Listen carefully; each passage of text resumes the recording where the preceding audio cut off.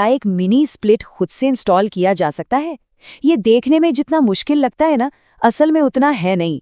तो चलिए इस पूरी प्रक्रिया को स्टेप बाय स्टेप समझते हैं।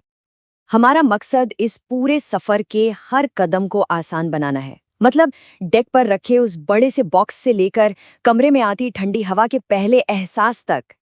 हम इसे 5 हिस्सों में देखेंगे।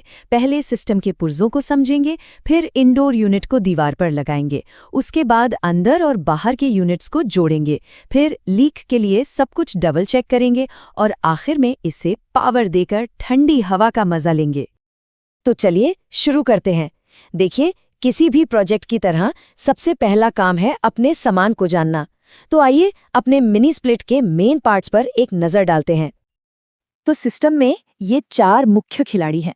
एक इंडोर हेड जो ठंडी हवा फेंकता है, दूसरा आउटडोर कंडेंसर जो गर्मी बाहर फेंकता है, तीसरा लाइन सेट जो इन दोनों को जोड़ता है, और आखिर में तार जो पावर और कम्युनिकेशन का काम करते हैं। हाँ, ये सच है कि इस काम के लिए कुछ खास टूल्स की जरूरत पड़ती है, लेकिन घबराने की बात नहीं है।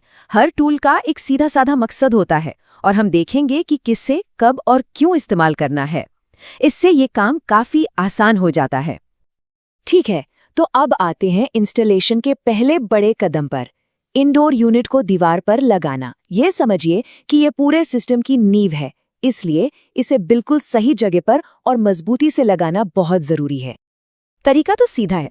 दीवार के अंदर जो लकड़ी के मजबूत स्टड्स हैं, उन्हें खोजकर माउंटिंग प्लेट को उन पर कस देना है। लेकिन यहाँ सबसे जरूरी बात है लेवल।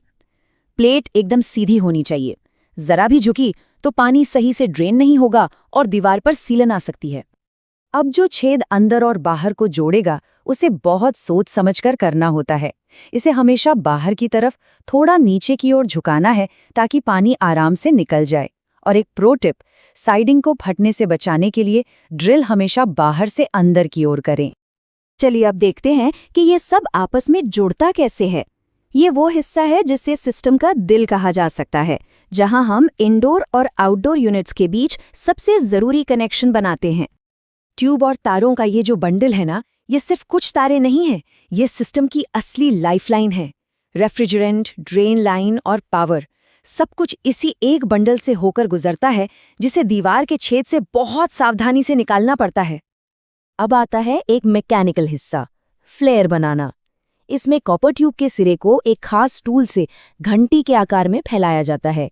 ये बड़ा सटीक काम है। पहले काटना, फिर अंदर के किनारों को साफ करना, नट डालना कभी नहीं भूलना, और फिर टूल को तब तक घुमाना जब तक वो क्लिक ना हो जाए। अब ये सोचना लाजमी है कि तांबे के एक छोटे से टुकड़े पर इतनी मेहनत क्यों? वजह बहुत बड़ी है, और यही चीज एक अच्छे और एक खराब इंस्टॉलेशन में फर्क पैदा करती है। वजह यह है कि ये कोई मामूली जोड़ नहीं है, ये एक metal to metal high pressure seal है। इसमें जरा सी भी चूक का सीधा मतलब है रेफ्रिजरेंट का लीक होना, यानी कूलिंग खत्म और सिस्टम फेल। और इसीलिए सटीकता इतनी जरूरी है। यहाँ सिर्फ ताकत से काम नहीं चलता। टॉर्क रिंच ये पक्का करता है कि कनेक्शन बिल्कुल सही कसा हो, न ज्यादा ढीला और न इतना टाइट कि फिटिंग ही खराब हो जाए। तो कनेक्शन हो गए हैं, लेकिन काम अभी पूरा नहीं हुआ। अब ये पक्का करने का समय है कि हमारा काम लीक प्रूफ है। ये एक ऐसा कदम है जिसे कभी भी नहीं छोड़ना चाहिए।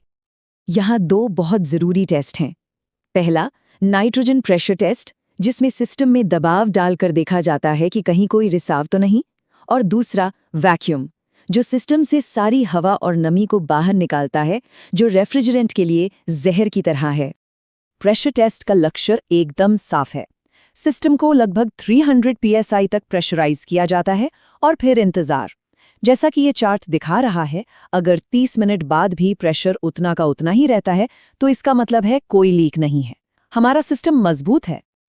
अब वैक्यूम की बारी, और हमारा लक्ष्य है ये नंबर 500 माइक्रोन। ये वैक्यूम की गहराई मापने की यूनिट है। 500 तक पहुंचने का मतलब है कि सिस्टम के अंदर की लगभग सारी हवा और नमी बाहर निकल चुकी है। लेकिन सिर्फ 500 माइक्रोन तक पहुंचना ही काफी नहीं है। असली टेस्ट तो अब है। पंप बंद करके देखा जाता है कि वैक्यूम अपनी जगह पर टिका रहता है या नहीं। अगर ये नंबर नहीं बढ़ता, तो बधाई हो, सिस्टम पूरी तरह से सील है और रेफ्रिजरेंट के लिए तैयार है। तो अब हम आ गए हैं आखिरी चरण में। सिस्टम टेस्ट हो चुका है, अब इसे जिंदा करने और इंस्टॉलेशन को एक प्रोफेशनल लुक देने का समय है।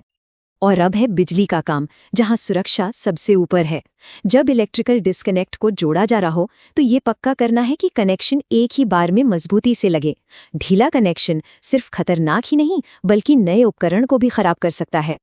और ये है वो पल जिसका इंतजार था। जब सब कुछ चेक और डबल चेक हो जाता है तो वाल्व खोले जाते हैं और आउटडोर यूनिट में पहले से मौजूद रेफ्रिजरेंट को पूरे सिस्टम में बहने दिया जाता है।